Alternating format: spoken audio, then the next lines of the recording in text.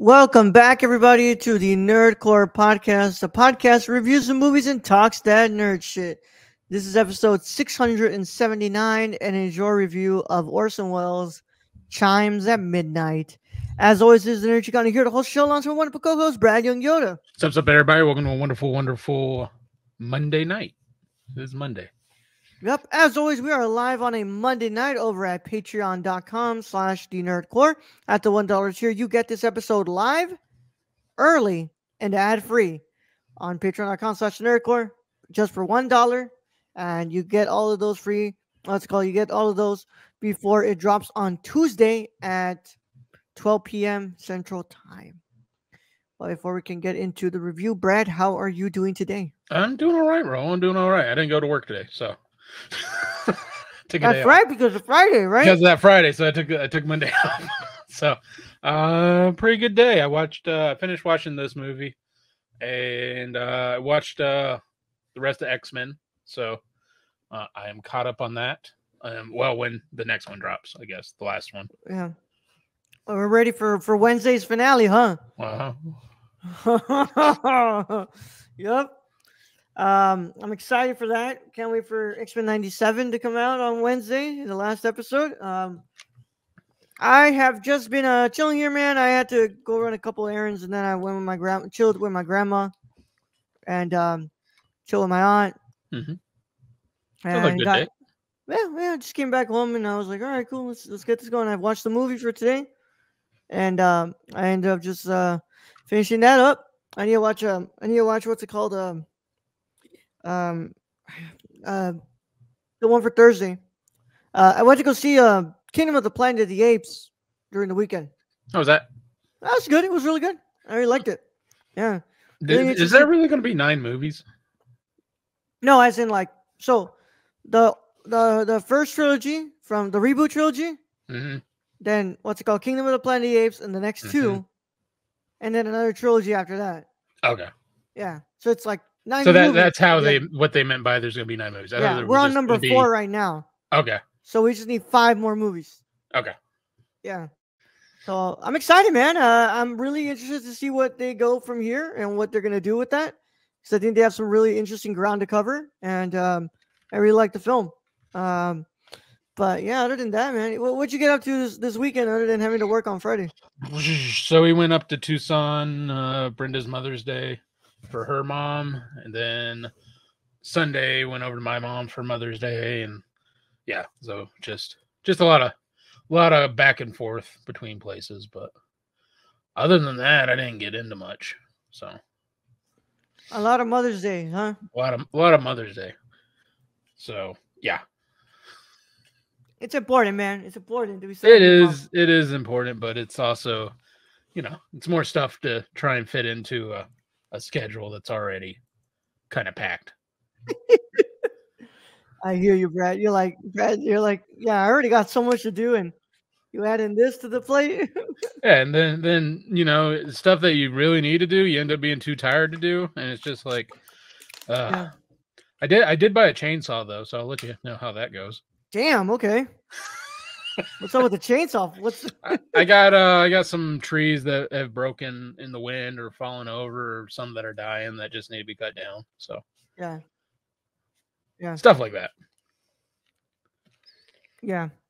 I was gonna say that oh god, I forgot about it, Brett. I told you I wanted to tell you something. Other than that, Stacy hit me up. He's like, "Hey man, what's it called? I don't think we're gonna get the Steelbook at Walmart." They're telling me that we're not getting it in store. I'm like, "Oh crap." So they've basically just sold out online, huh?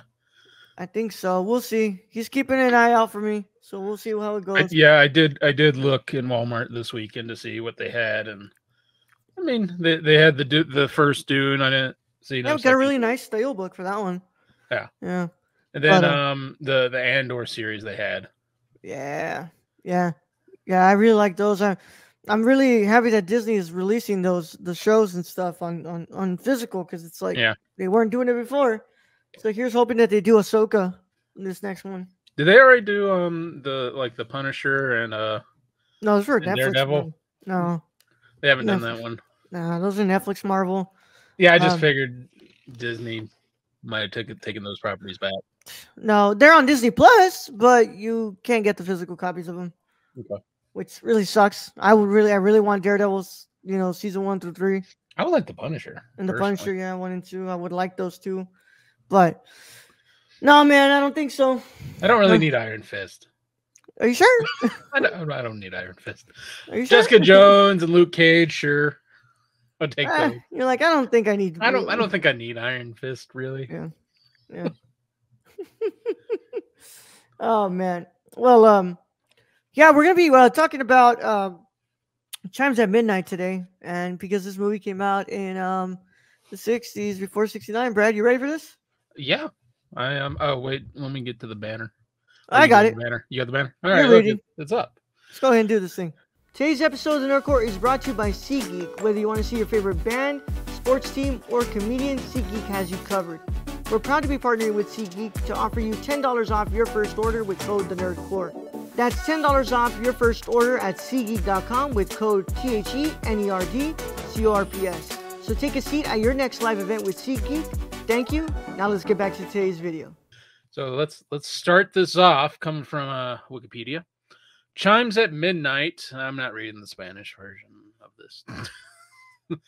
Released in most of Europe as Falstaff, is a 1966 period comedy drama film written, directed, and starring Orson Welles. The film's plot centers on William Shakespeare's recurring character, Sir John Falstaff, and the father-son relationship he has with Prince Hal, who must choose between loyalty to his father, King Henry IV, and Falstaff.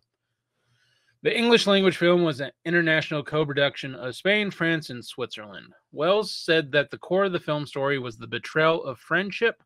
It stars Welles as Falstaff, Keith Baxter as Prince Hal, John Gielgud as Henry IV.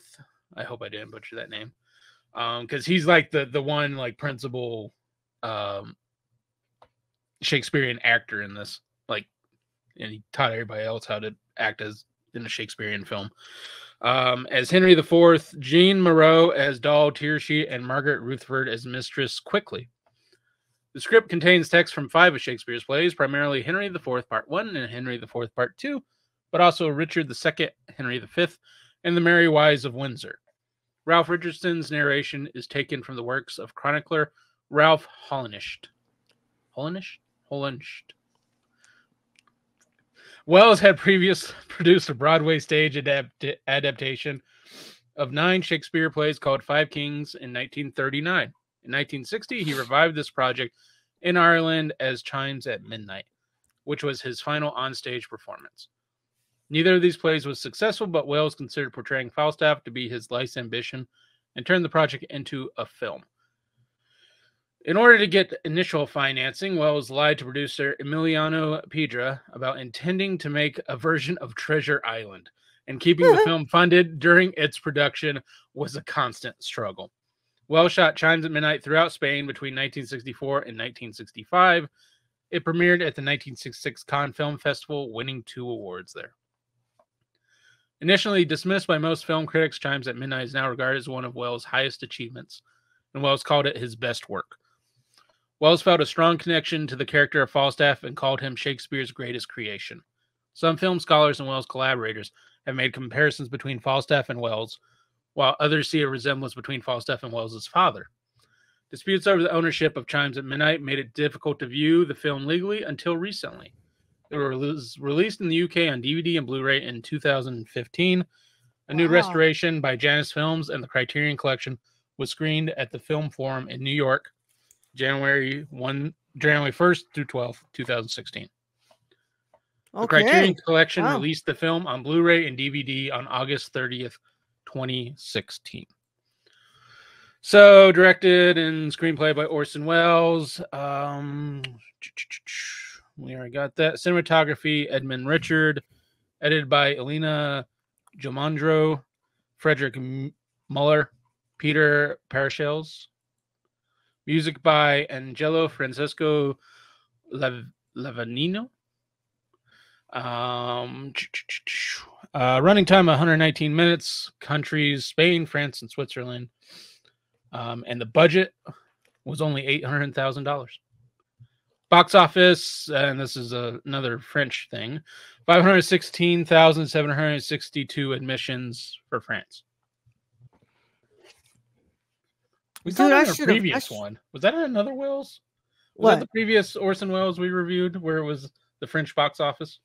Yes, where it was just estimate. Where it Yeah. was just what's it called, rentals. Yeah. I should have known this was on Criterion Channel.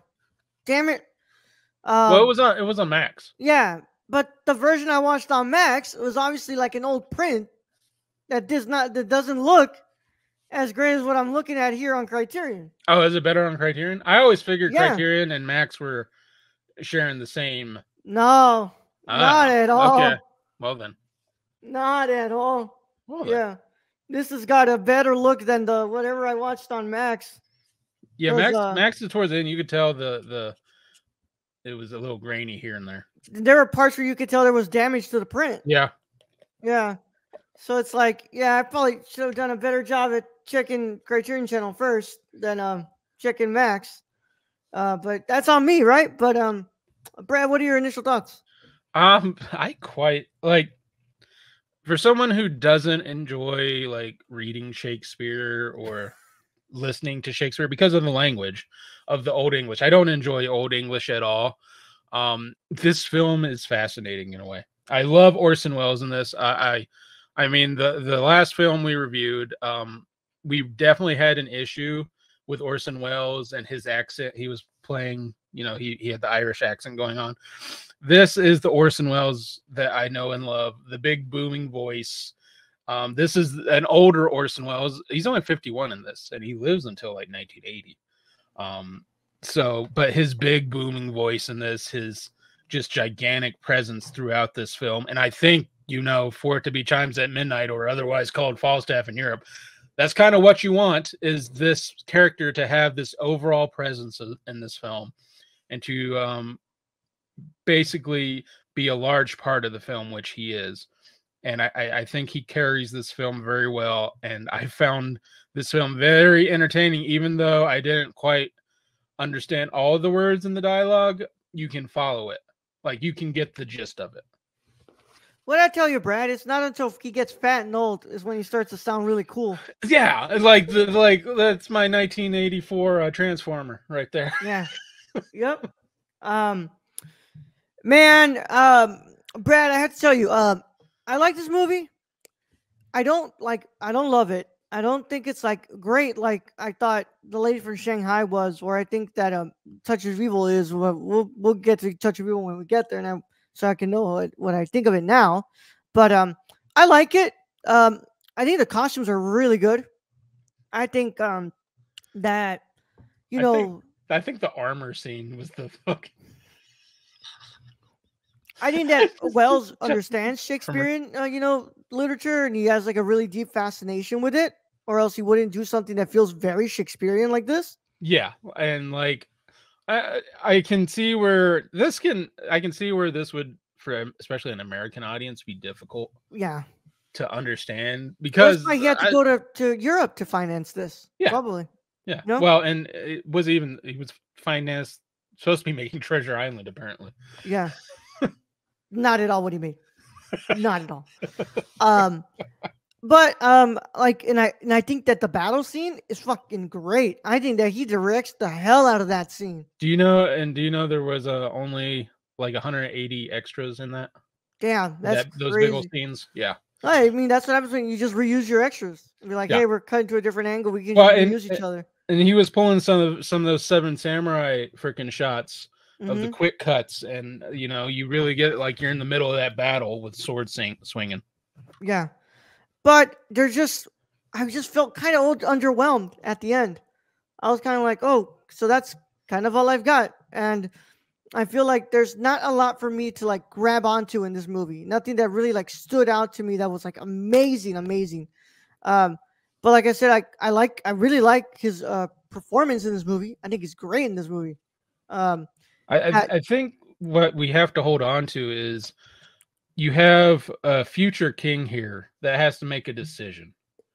And he's stuck in between his father, who is a hard-nosed, say he's the king. So Yeah. he's not fun and enjoyable at all, especially on screen. And I think let me get his name. Um, I think John Gielgud does a terrific Yeah. is terrific in that role. And then you have Prince Hal played by Keith Baxter, and you have this childlike kind of innocence going around where he doesn't want to be king. No. That's what you get. That's what you get like in the beginning and through most of the film is he doesn't want to be king, and that's why he hangs out with Falstaff because Falstaff, and this has been said, is kind of like they used to call it merry old England. Falstaff is like the past. That's the past right there. And when the king dies and Hal has to make a choice, he chooses his kingdom over his own self. So he basically sacrifices any of that past life of his of fun and enjoyment in order to go into this and rule his kingdom. Yeah. But I mean, I get that, but I just throughout the film, I just didn't feel much to this movie, and I didn't think it really did a lot for me in the sense of like what the lady from Shanghai did for me, where I was like, I was just like really drawn into the story, and I was amazed by what I was seeing, and I loved every I loved a lot of aspects of it. Whereas here, I was just like, okay, man, like this is really good stuff, and I'm enjoying bits and pieces of it. But like overall, as a coherent piece, I was just like, oh, I don't really know if I'm really, connecting with this as much as I connected with the last one. I think I really just connected a lot with Orson Welles' character, Yeah, which Falstaff. yes, miles away my favorite part of this movie. Yeah, and you're not the only one who has an issue with the ending. That's what I read. Yeah, Is a lot of people have the same kind of thinking of that ending, but honestly, to me, he's making just a clean break. yeah, Prince Hal, or I guess King Hal, or King Henry V. He's yeah, making a clean break, and he has to choose. I have to choose my father over you, Falstaff, and I have to go that way. And if you read into the history of it, I mean, they got tons of what they think Orson Welles was trying to say. Is Falstaff Orson Welles? Is Falstaff Orson Welles' father? And his father was kind of in the same way an alcoholic who wasn't necessarily very present in Orson's life. Was it something to that effect? I don't know. Makes it a little more interesting knowing some of the backstories it could or could have been. To me, I really enjoyed this movie. I just thought it was a kind of fun comedy, especially the moments where you have Falstaff going around and rounding up troops, and he gets to the one guy, and like he has the guy with the stutter read. there are like a lot of like really like funny moments in this Yeah. movie, and that's why, like I'm telling you, man, he gets Shakespeare. He gets like the drama aspects, and he gets the comedic aspects, and he obviously gets the the aspects of Shakespeare, and he makes like a really like true to life Shakespearean adaptation that like I don't think a lot of directors have done before. And he's taken four of Yeah, Shakespeare's plays, and sticking them into one movie. And for it to yeah, only be a 2-hour movie and to be quite as good as it is, that's kind of amazing. it really is. And but like, and that's just, and maybe it's just the way that you know, I've interacted with Shakespeare before, and like, and I like the way that Kurosawa does Shakespeare, and compared to like these like very Oh, true agreed, to life. because it's not, there's no old English in that. Yeah, It's rewritten in Japanese. yeah, So, yeah. you get the subtitles. But in But the no, way I of like agree.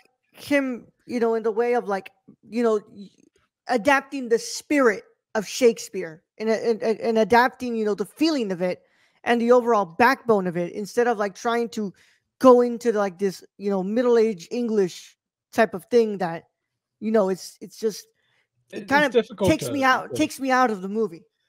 if we knew old English. I mean, there's words in there I didn't know. I need a No, dictionary for some of those yeah, words. I'm like, I don't know if I can know what that means. yeah, yeah. But nonetheless, like I said, I think it's what's it called? I think it's a pretty good movie, and I think they have like my favorite parts. It's, in this day and age, it'd be a Shakespearean cinematic universe. Hamlet will Stacey. return. I, Shut up, Stacey. Oh my god. Um, Well, but Falstaff did die off screen, so we don't really know if he's dead or not. yeah, They just had a giant casket at the end there. yeah, it's very true. Very true.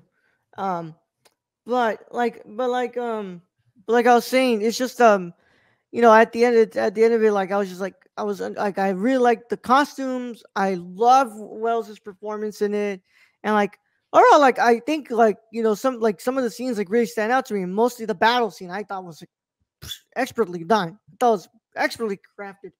But I felt underwhelmed at the end of it, and I felt like I was like, oh, I don't really have much to grasp onto here. Like I don't, you know, I not it's not the same feeling that I had once I finished, the Lady of Shanghai from Shanghai. Yeah.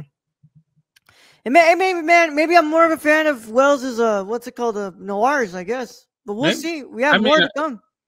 I like Lady of Shanghai too. I don't know. There's something just Orson Welles' presence in this is far larger to me than it was in Lady of Shanghai, Yeah. because the Irish accent takes me out of that movie, whereas the old English accent, well, not even the accent, it's his voice. Because Just he fits this role really well. yeah, he He does, really does. Like this is really like when I hear that voice, this is what I can imagine him as. and he gets that character. And I think Yeah. that, like what they said, he gets that character, and that's bar none. Like I would want to hang out with Falstaff. I mean, I don't know Yeah. if I'd want to hang out like a whole week with Falstaff. Yeah. Maybe like a couple hours. Yeah. Then go Also, home. oh my god, another movie where the what's it called? Where like the battle has to take place like in like really like nasty mud and stuff, Oh and I yeah, was just like, it's just oh, like England. so That's England. it's grimy and just I was like, oh, this gets that like medieval, like the actual medieval feeling of it, where it's like Yeah. this is dirty, it's grimy, and like you just feel like you need to shower after watching this movie. I want to know where they found that size armor for Falstaff, because it just looked ridiculous. Like just a huge freaking suit as he's hiding in the trees. Yeah, yeah. What a performance, man. Yeah, I'm this is the Orson I like. This yeah. is That's all I have to say. Like young Orson is cool and all, but the Irish accent was taking me out of that. In this film, like that's to me older Orson Welles with that voice is just captivating. Yeah. I'm gonna go ahead and give this a 7.25 out of 10, Brad. I like this movie. I don't think that it's great like I thought the last one was, and I I just that's just how I feel. Brad, what's your final verdict? I'm gonna give this a 9 out of 10.